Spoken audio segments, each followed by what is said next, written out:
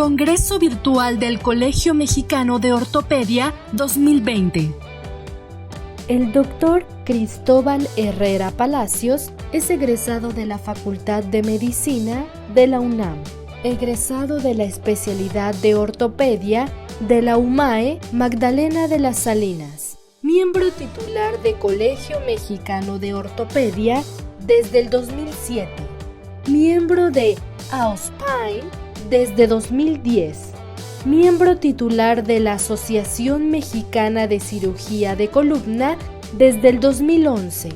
Actualmente, miembro del capítulo de columna del CMO y miembro del Board AOSPINE México en Educación Orto.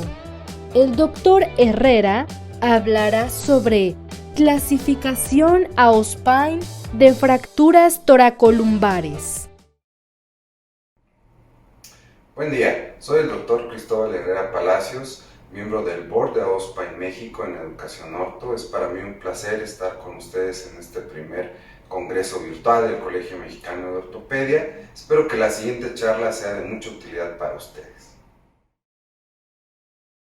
Muy bien, vamos a iniciar la presentación. Como ven, vamos a hablar de la clasificación AOSPINE de fracturas toracolumbares.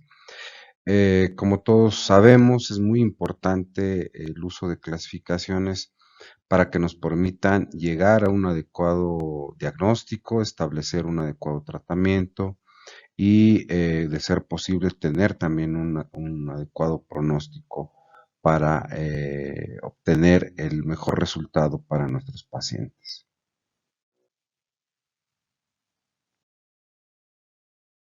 Por lo tanto, ¿cuál sería una clasificación ideal? Bueno, pues aquella en la que podamos identificar cualquier lesión a través de un algoritmo simple, es decir, que cualquier persona la pueda aplicar en el área de urgencias, por ejemplo, aunque no sea un especialista en el área. Debe tener obviamente elementos clínicos, radiológicos consistentes y fácilmente reconocibles. Debemos hablar el mismo idioma, por lo tanto, tiene que tener una terminología concisa, descriptiva, que indique la severidad de la lesión.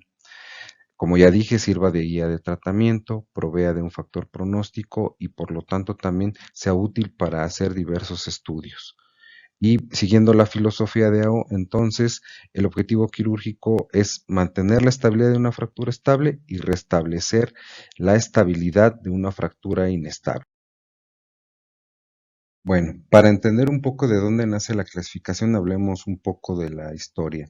Como ven en la diapositiva, desde 1949 Nicholl establece en dos tipos, estable e inestable. Posteriormente, pues varios autores, como ven, establecen mecanismos de lesiones, hablan del concepto de dos columnas como Whiteside, comparando la columna con una grúa de construcción. Roy Camille hablando del segment Moyen, refiriéndose a la relación entre el conducto medular y la médula y una pérdida entre esta relación. Habla de inestabilidad de la columna. Posteriormente, en el 82 y 83, Dennis, que presenta su clasificación de fractura toracolumbar y que habla del concepto de tres columnas, donde la columna media y la columna posterior juegan el mayor grado de estabilidad y por lo tanto una pérdida de ella nos llevaría a una inestabilidad de la columna.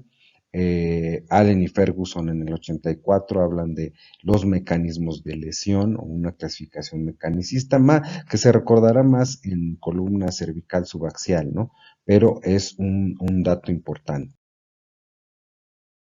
Muy bien, es así como en 1994 el grupo de AO, encabezados por el profesor Magre, el doctor Max Aebi, el doctor Jurgen Hams, tomando en cuenta la clasificación alfanumérica para huesos largos y tomando en cuenta también los elementos ya previamente descritos por Dennis, el concepto de tres columnas. Se clasifican estas fracturas de columna en tres grupos principales, A, B y C. Las fracturas tipo A corresponden principalmente a fracturas del cuerpo vertebral, las lesiones tipo B en las que puede haber fracturas del cuerpo vertebral, pero se basan principalmente a las lesiones de los elementos posteriores o de los ligamentos. Las lesiones tipo B3 que tienen que ver más con una disrupción del disco intervertebral pero en hiperextensión y aquellas que tuvieran signos de rotación se clasifican como tipo C. En la tabla de la derecha ustedes recordarán esta clasificación un poco complicada porque había muchos subtipos. Los grupos principales, pues como vemos, se clasifican principalmente por el tipo de fractura y después el resto de los tipos se subdividen en números separados por un punto. Era realmente complicado poder recordar esta clasificación.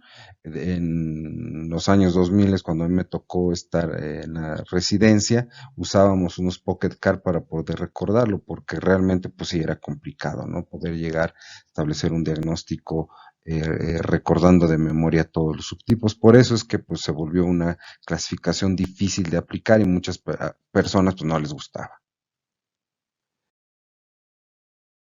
Hacia el año 2009, un grupo encabezado por Alexander Bácaro y el Grupo para Estudio del Trauma de Columna presentan una clasificación con un score de severidad donde se toma en cuenta tanto la morfología de la lesión, el estatus neurológico y lesiones del complejo discoligamentario, dando un puntaje.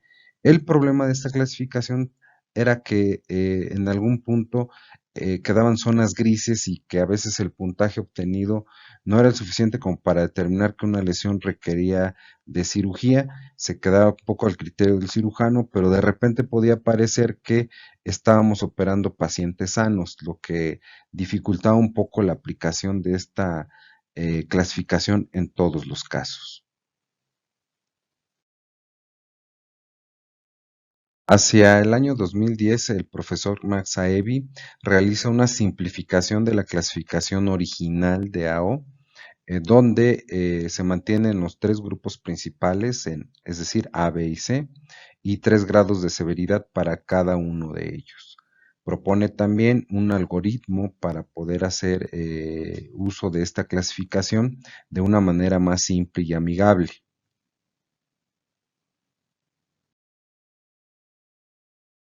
Posteriormente, la Spine Needling Forum Initiative reúne a varios profesores para poder llegar a un consenso respecto a las clasificaciones que ya existían previamente. Se reúnen varios profesores de Auspain, como los pueden ver ustedes en la diapositiva, y se toman entonces en cuenta tanto la descripción de las fracturas, el estatus neurológico, y se agregan algunos modificadores. Así es como se presenta la clasificación actual en el año 2013.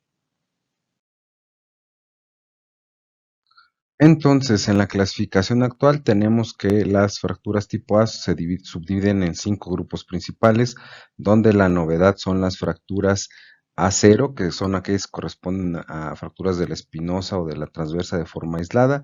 El resto se mantiene básicamente igual.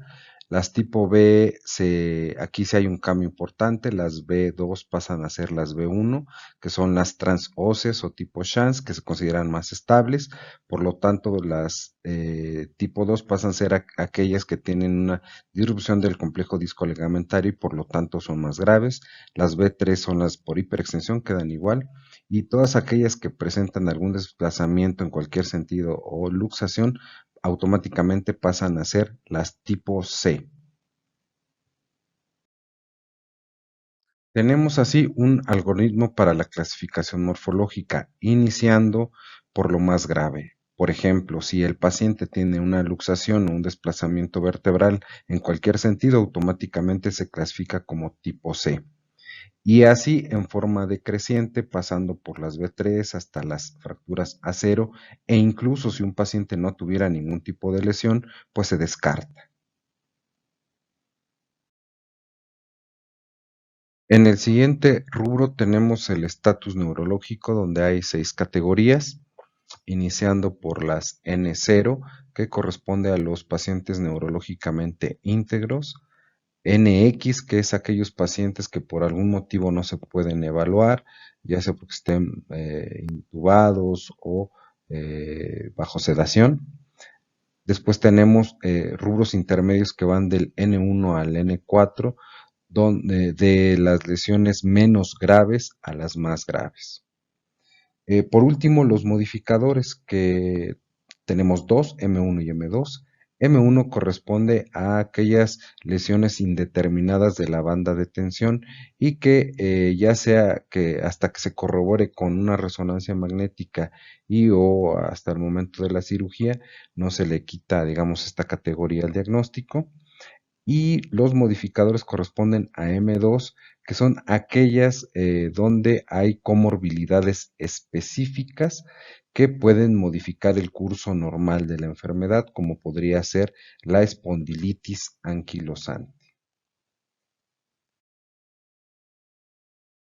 Muy bien, quiero presentarles en esta diapositiva, quien no conozca Lao Surgery Reference, que es una aplicación que se puede bajar a un teléfono móvil o bien entrando a la página de Auspain, donde es una herramienta que sobre todo para cirujanos jóvenes, para residentes o bien ortopedistas generales que tengan alguna duda acerca de qué tipo de manejo se le pueda hacer a un paciente con una lesión de columna, saber el diagnóstico y por lo tanto qué opciones de tratamiento hay, me parece que es una buena herramienta y que puede ser bastante útil. Muy bien, como mensaje para llevar a casa, considero que es una clasificación bastante completa, que ya ha tenido diversas validaciones internacionales y que cada vez es más utilizada a nivel mundial. Claro, no está exenta de mejoras y que seguramente en alguna oportunidad se estarán realizando. Espero que haya sido de mucha utilidad esta plática para ustedes. A nombre de Auspain México les agradezco mucho su atención y agradezco también al Colegio Mexicano de Ortopedia por la invitación. Hasta luego.